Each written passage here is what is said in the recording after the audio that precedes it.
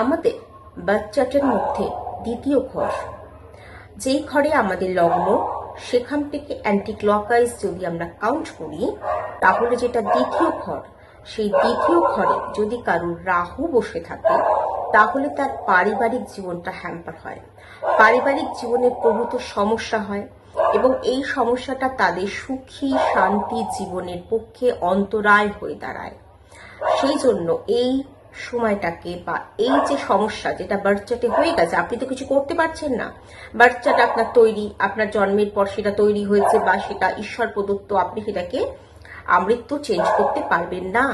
কি করবেন?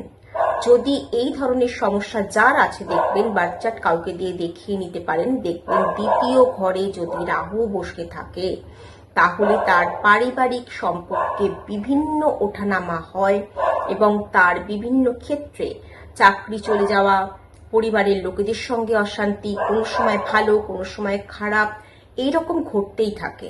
সেটাকে কি করে নিজের ফরে আনবেন? একটা ছোট্ট জিনিস বলবো, সেটা সবার সাধ্যের মধ্যে, সেটা করতে পারেন নারী পুরুষ নির্বিশেষে। গলায় একটা রূপোর চেন ধারণ করুন এবং তার রূপোর চেনের লকেটের জায়গায় একটা নিরেট বল দিন, সেই বলটাও রূপোর হবে, সেটা গলায় পরুন। চেনটার মধ্যে একটা রূপোর বল, রূপোর চেন, রূপোর বল, রূপোর বলটা নিরেট, সেটা ধারণ করুন।